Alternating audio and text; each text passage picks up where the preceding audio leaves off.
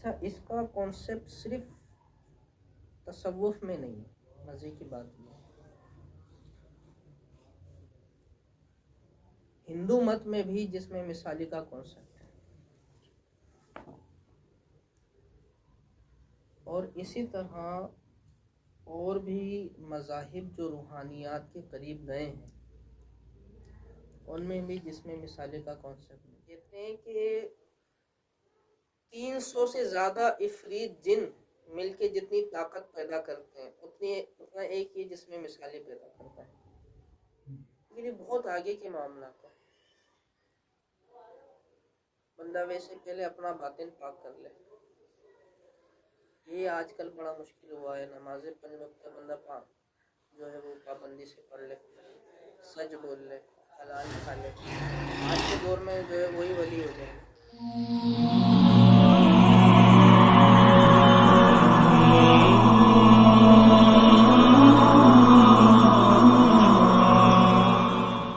حضرت یہ بات تو سمجھ میں آ گئی تھی کہ اولیاء کرام سے امداد کس طرح لینی چاہیے.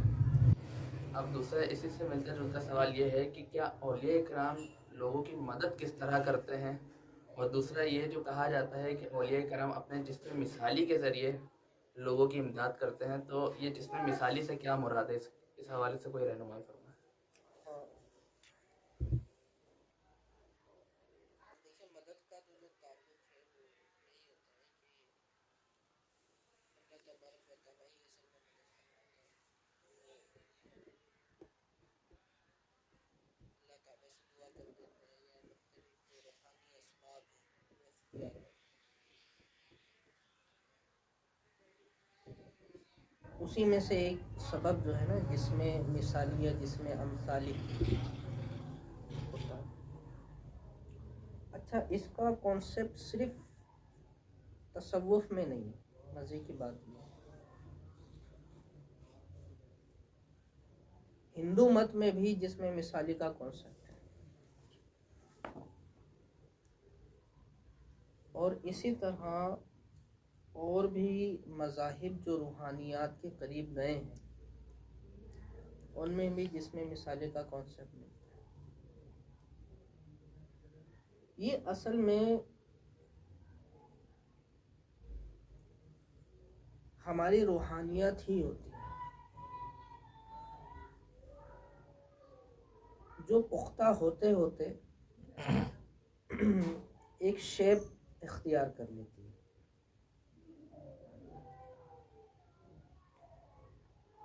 اور کیونکہ وہ نوری ہوتی ہے روحانیت، تو پورا جسم مثالی بھی جو ہے وہ نوری ہوتا ہے. کہتے ہیں کہ ایک شخص کو 70 یا 70 سے زائد جسم مثالی دیے جاتے ہیں، اور وہ دیکھنے میں بالکل اسی کے جیسے ہوتے ہیں، یا جیسا وہ چاہے جس کے جسم مثالی ہیں ویسے ہوتے ہیں. اور جیسے روح کی خاصیتیں بیان کی جاتی ہیں نا کہ وہ ایک دم سفر کرتی ہے اور دور کی آوازوں کو سنتی ہے اور دور والوں کی مدد کرتی ہے، بالکل اسی طریقے سے جسم مثالی کی خاصیتیں ہوتی ہیں. کہتے ہیں کہ 300 سے زیادہ عفریت جن مل کے جتنی طاقت پیدا کرتے ہیں اتنا ایک ہی جسم مثالی پیدا کرتا ہے.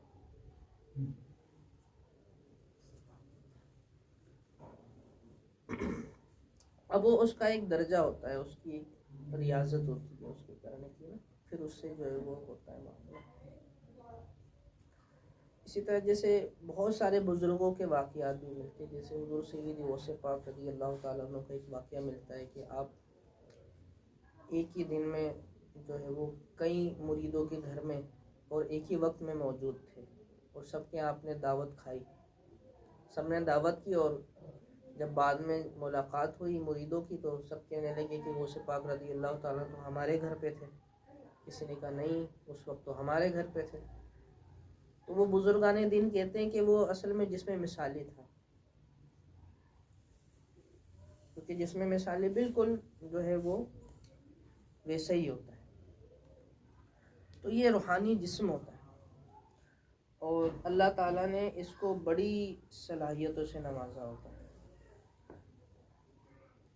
تو اسی کے ذریعے سے بزرگان دین جو ہے وہ مدد بھی فرماتے ہیں اور یہ جہاں بھی چلا جائے نا اس کا تعلق اس سے رہتا ہے جس کا جسم مثالی ہوتا ہے. اب یوں بھی ہوتا ہے کہ جیسے وہ شخص یہاں بیٹھا ہے اور جسم مثالی کو کہیں بھیج دیا تو وہ بالکل جو ہے نا وہاں کی چیزیں اس کو دکھا رہا ہوتا ہے, جیسے ایسا لگتا ہے کہ جیسے وہی ہے وہ, لیکن حقیقت میں وہ یہاں پہ بیٹھا ہوتا ہے.